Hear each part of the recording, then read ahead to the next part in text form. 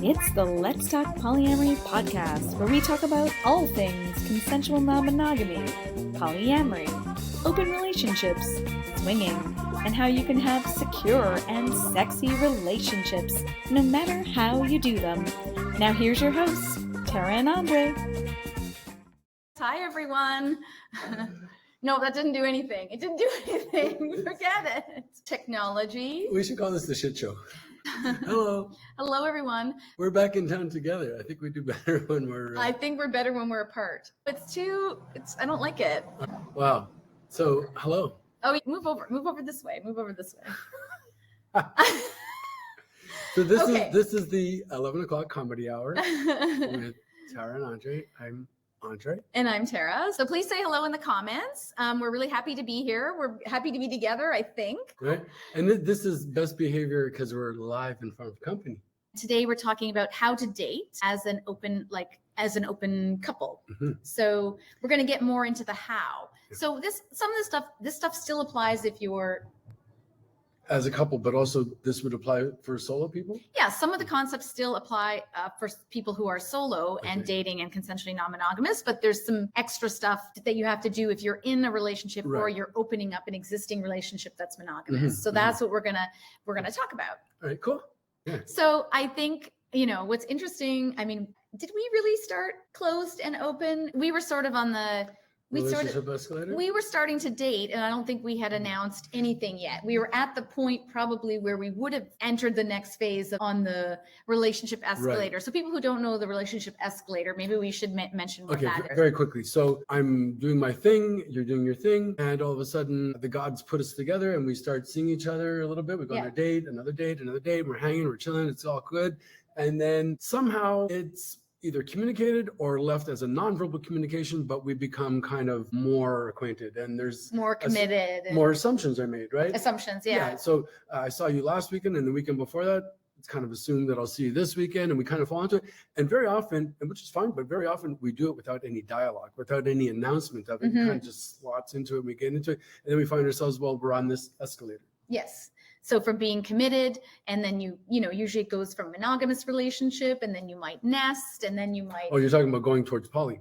No. I'm Oh, talking, just in that- no, the oh, relationship monogamous. Yeah, escalator yeah. is you start dating, you go to a Monogamous. position where it's usually monogamous. Yes. You go to a position where you're exclusively dating, Mhm. and then you kind of move your way up. You might start living together. You might get married. You might Then have date, yeah, kids. right. You buy property together. You share finances, and that's kind of the And then you die. relationship escalator. And then you die. Yeah.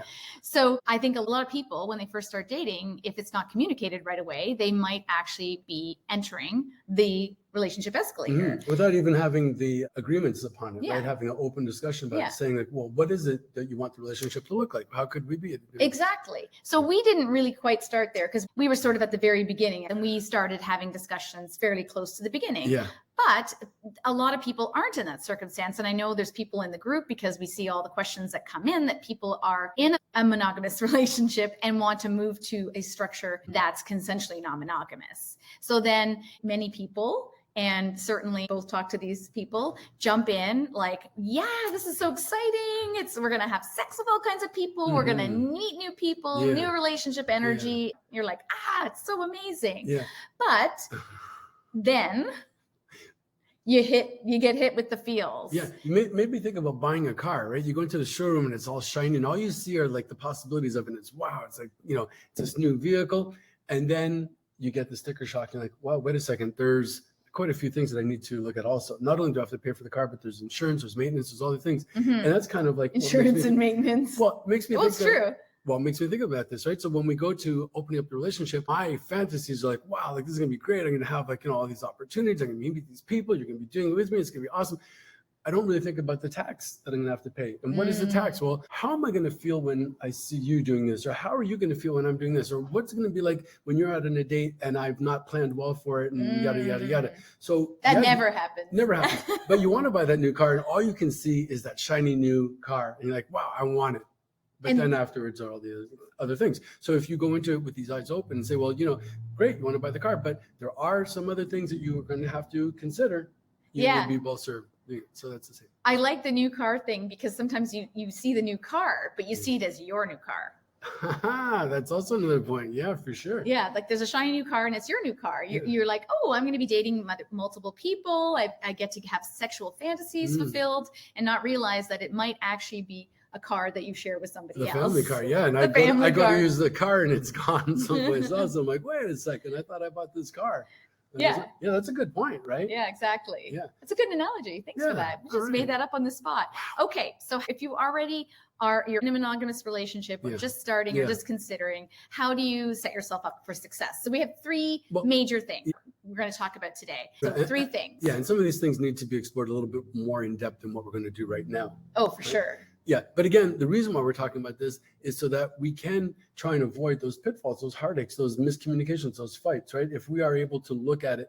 So I buy the new car and I think, wow, this is great. I'm going to go drive. And then the government says, well, hang on a second. Before you do that, you need to have the insurance in place. Did you pay the tax? Did you put gas in it? So all these other things. So these elements that we're going to talk about will help inform us so that we don't just rush into it and say, oh my God, like I had no idea I was going to feel this way when this happened, or I wasn't expecting this, that, or the other thing, that we could be well-informed, eyes open, and be able to consent to it. Yeah, and I think if you have started in and you're having all the feels, it's okay. You can always stop and start and reconsider again. But I think the big step that people, if they're in a couple, they might start with step 2. But what really you need to do is start with step 1, which is determining what you as an individual want first. Right. So let me ask you, so when you're working with couples, I would assume it's couples, and they're calling you, it's because they've already launched into it and they're having the issue, or they're thinking of launching into it? I mean, where does that? I think a bit of both. A bit of both. I think often when people call us, take that first step and do that free call with us, they've stepped into it and literally stepped into it. Right. And they may be having things that they're having a hard time negotiating, navigating, and that sort of thing. So they might be in the, oh shit, I just stepped in it, and having all the feels and having a hard time stepping out of it and beginning at the beginning again. And that's the important step is beginning at the beginning. Right. And it seems, even if people have been doing it, like I have a client that's been doing this for 6 months, and there's things that are triggering. And even us, I know you say when I say even us, but we had a bit of something that happened recently. And so that's why number 3 is going to be super important, which we'll get to. So So number 1, determine what you want as an individual first. But what I'm saying is, the people that you're working with, they may not yet have opened it up and are wanting to talk about it and figure that out, or they may have already opened it up and, as you say, stepped in it. Either way, we can help facilitate greater clarity and communication so we can find out what is not working and what is working and how we can maximize it. Yeah, for sure. Okay. I mean, sometimes I work with people that are like individuals, and then sometimes I work with couples. So it just depends on where they are and what part of their journey. Sometimes it's a combination of things and that sort of thing. So good. So determine what you want as an individual first. So first thing, what relationship structure appeals to you? Right. So when you say relationship structure, you're talking about whether they want to be swingers or monogamous, if they want to be open relating, polyamorous, like in your, right. So I see you put up the chart here, which I love, right? And this comes from Jessica Fern's Polysecure. Right, always plugging her. Yeah, so things to think about is how much sexual exclusivity you want to have and how much emotional exclusivity you want to have, and where that fits on the spectrum. Now, we're not going to go into all of those, but if you look at monogamy, which is on the top left-hand corner, that is the highest sexual exclusivity and the highest emotional exclusivity. Right. Whereas you go to the very bottom right corner, you've got relationship anarchy, which is the lowest emotional exclusivity and the lowest sexual exclusivity. I mean, a lot of people usually fall somewhere in the monogamous, open relationship to polyamory. You know, the thing that just to me, as we're looking at this and looking at monogamy and seeing how it's emotionally and sexually exclusive, not only is it an agreement between us, but it is in many circumstances recognized legally. So you could file for divorce on the grounds that somebody else was tampering with your merchandise, driving your car. Yes. Isn't that so interesting? But I don't know of any legal provisions that would protect somebody who is a relationship anarchist. Interesting. Yeah, I mean, I think it depends on what arrangements you have. But like thinking about But the legal part is that how it's the heteronormative model is the institutional model, Oh, for sure. And your taxes support that. You can share income. Right. It gets more complicated, especially depending on where you are in the world in terms of how you can do your taxes and all that things, what benefits you can have. There's certainly more benefits as a monogamous couple, but we're not talking about that. Nope. But you want to think about for yourself what relationship structure would work for you. And so do you want to date with your partner? Do you want it to be more once in a while? Like what feels comfortable, especially if it's at the start? It doesn't mean that you have to stick with this. That's where we're going to get to number 3, but these are always things that you can revisit and talk about. So, but you say revisit and talk about, and I think it's an excellent point, because I do get people who come into my office and they are perhaps wanting something different than they had originally, and are wanting to communicate that. They say that they have a good level of communication with their partner or partners, but they're often concerned that what they want might not match their partners, and will it be perceived as a rejection, or that there's a question of wanting to hold the other person's ego, that we're wanting to make sure that the other person doesn't feel rejected if we're wanting to see other people, or we're no longer wanting that model. How do I say it? And, with consideration of the other person. Sometimes two people, once they kind of decide, they get further down this 3-step model, it's like, oh, we decided we were just going to be swingers. And then what if you don't want to do that anymore? It's like sometimes people feel like they're stuck in it because that's what they agreed to. Okay. The other part of, so determining what you want as an individual includes what relationship structure, what things do I value? What things are important to me? And the important part of doing this, and this is another thing we work on with clients, is setting up relationship agreements that work. Part of the determination in developing a relationship agreement based on common values is that you first need to know what you value in terms of time, commitment, what's quality time look like, consideration, all these things. Like, what do these things look like for you? What's important to you? Yeah. And I liked also what you had said earlier about how we can revisit these things, right? So, what you value today may be the same thing tomorrow, but it might also shift over time. And that makes me want to just say a very quick public announcement about consent. Okay? Consent's huge. So we are always willing, able, and within our rights to say that we grant consent or we retract our consent. And it's never, come on, baby, like, just a couple more minutes. And that's like in the sexual context, but then we're talking about even emotionally in our relationship, that we have to feel secure in the relationship, right? We have to feel secure that we can say, yes, I want this, and no, I don't want this. Yeah. So that's a good segue into the third part of, like yeah, I did. We're playing tennis. The third part of figuring out what you want first is, what are your personal boundaries? Boundaries. So we just mentioned agreements, but I think sometimes people get the terms boundaries, rules, and agreements a bit. There's different definitions, so it's fair, but we all have different ones. But I think when I think of boundaries, I like to use the definition that is Dr. Liz Powell. I'm reading her book right now on building open relationships, and she has a great definition of what boundaries are. Boundaries have to do with your own self. So your body, your mind, your values, which we talked about, your time, and your heart. So you can only set boundaries for things that you have complete control over. So boundaries are my self parameters. Yeah. Like, I want to be touched this way. I want my time to be used this way, etc. So, and you can have ones related to sexual things. Like, you can set a boundary, for example, and I'm using this example because it goes over into agreements. You can have a personal boundary that you will always use condoms with penetrative sex. And because that's completely in your control. You could say, I will always use condoms, but you can't control if your partner uses them for their partners. So I can't say to you, my boundary is that you have to use condoms. That's not a boundary. No, but that might be something you want to do as an agreement. That would be agreement or rule. We may have an agreement as part of our sexual risk things that we will always use condoms or barriers for sexual activities. So that's kind of the difference. Right. Or sleepovers or whatever the situation might be. So just to reiterate very quickly, a boundary is what we as individuals have in our own self-determinating. We can decide what we're wanting, not wanting in this. Agreements are when we have other participants coming into it and are able to consent to part of that agreement. Yeah, we'll go into that a little bit more in a second. So I just want to stick with the part about identifying what you want to want.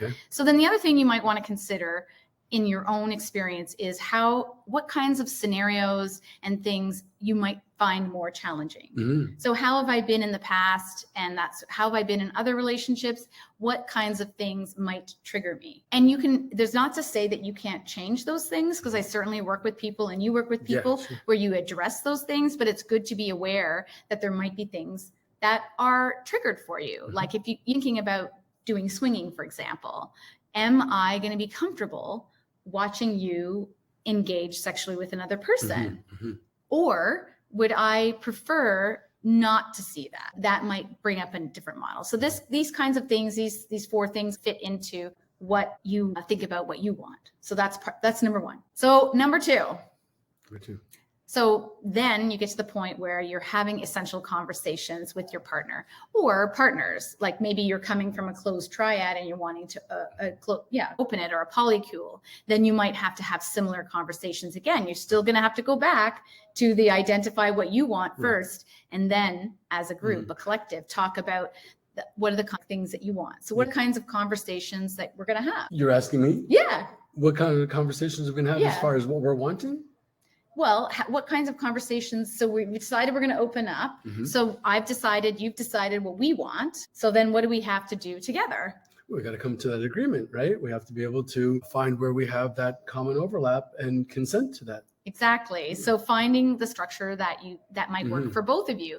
And I think this is where definitions are important, because sometimes someone will say, well, I want to be polyamorous. Okay, what does that mean to you? Because people have different They sure do, definitions of that. So if you decide on a model, it's what does that actually mean when the rubber hits the road? Right. So is my understanding of being X or R the same as your understanding of being X or R? Exactly. Right. So that way, and the reason why I want to do that, really come to that consensus, is that it will help eliminate any misunderstandings or miscommunications that we might have. Right? So we don't say, oh, well, I thought, this was that, and you thought this was that. So we want to make sure we're on the same page, because the majority of the issues that we get are through the miscommunications that people have. Right? For sure, assumptions and that sort of thing. So, and then the values. We go back to the values piece. So we've each individually identified what we value. So what do we value as a unit? So this is where kind of the rules versus agreements come in place. But let's start with values. So we may have a common value around quality time. So what does quality time look like? And this could form part of our relationship agreement. Like quality time means that we have a special date once a month. You know what I mean?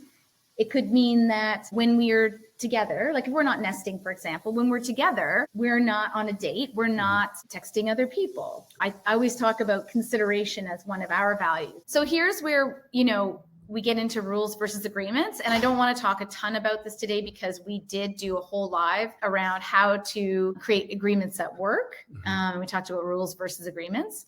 And just a definition in terms of rules then, rules is a statement of what's allowed or not allowed in a certain circumstance. And often these are more limiting, whereas agreements are something that is more of an arrangement that you agree to and that is shared. Right. So agreements might even be looked at as things that are permissible, and rules are things that are restricted. Which is why the values thing I think is so important, because when I do an exercise with when I work with couples on setting an agreement based on their values, and I think it's a much more positive way to start rather than you must not do that, you must not do that.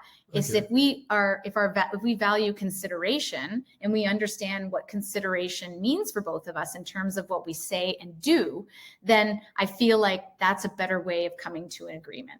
So some of the things we might agree to might relate to some of the sexual stuff like we talked about, like how often do we STI test? What do we ask of our partners?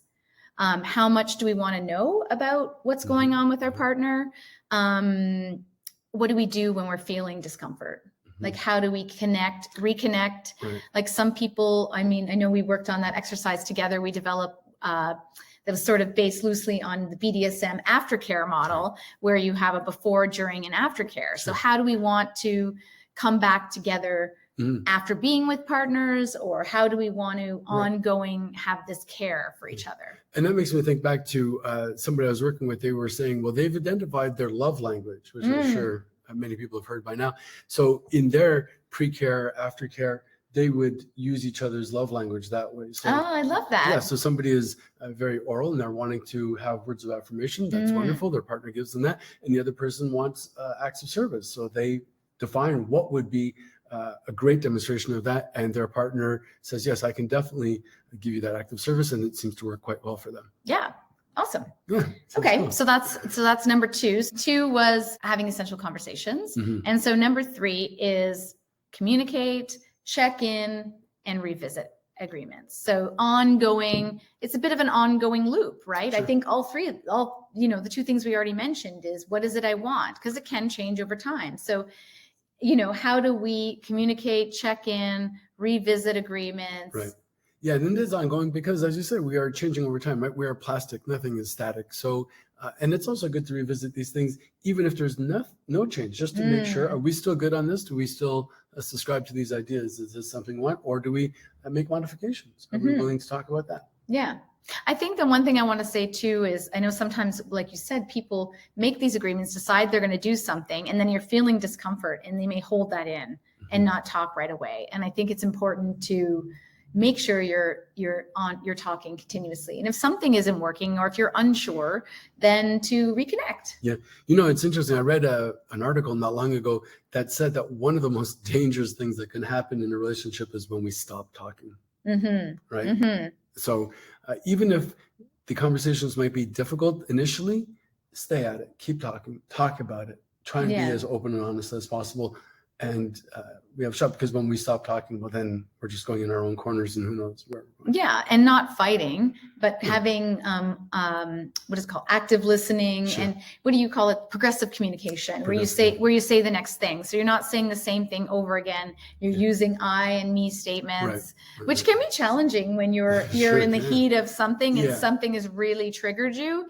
Yeah. It's like, I just want to be I just want to fight you. You know what I mean? I just want to fight for my, whatever it is I feel that's hurt. I want to say one of a couple I worked with, one of the things that they said that was to their strength, and they've been together for many, many years. They said that they knew, and they were quite sincere, that they knew how to argue well, that when they would bring up their points, they would do it, but they would also, I guess, in the beginning, they had to be more, with intention, with more cognizant of it, but they would resist personalizing it. And as you say, speak from the I or me, and really be able to identify what was going on as the components of, and not necessarily personalize it and say, oh, well, this component represents everything about you, and this is the entirety of who you are. They said, well, like the all or nothing statement. Yeah, exactly. So I see who you are. And while it might feel like you never do this, it doesn't mean that you never do this. It's simply that feeling, but I'm aware of that. And the other thing they said is, at the end of the day, they were able to recognize how important is that issue. And it might be very important and needs to be revisited, even if the other partner doesn't want it. And other times it might be, it's not that important at the end of the day. I think we could probably find ways to make compromise. And that's part of the thing also, right? Which you taught me is, I did. Do we, awesome. You teach me so much. Do we come into our so-called argument, discussion, conversation, simply wanting to point out what's not working, or can we be part of the solution? Can we put forward the solution and say, well, you know what, I identify this as not feeling well, and I would like to see if we could maybe do that. So. Oh no, what happened? We're there. Oh, okay, we're there. That was just a little bit of hockey night in Canada for you.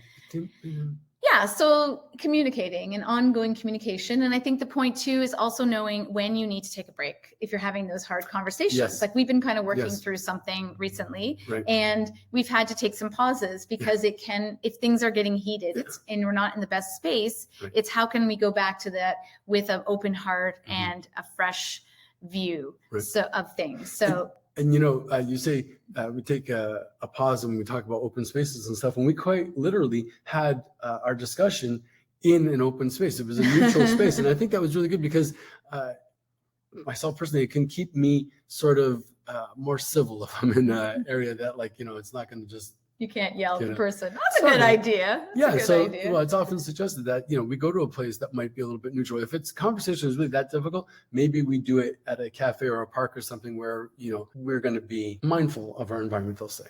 Awesome. Okay. So we hope this was helpful. we covered a lot of things. We didn't go into them in detail. I think there's a lot within each portion of this. But if you are opening up anew, I think sometimes it's hard to get started. So this is definitely a great start. Very exciting. Awesome. Talk to you later. Bye. Bye. If you want to have secure, satisfying, and sexy relationships, check out our Poly Newbies digital course. It's 7 modules of all you need in one place. And as a thank you to our listeners, we're offering it at an exclusive price. Link is in the show notes, plus all the other awesome things we talked about today. Thanks for listening to the Let's Talk Polyamory podcast with TNA. Don't forget to subscribe and give us some love on your favorite podcasting platform. You can check out the show notes for any of the links to the courses or information we talked about today. Thanks, and have a fantastic and sexy day.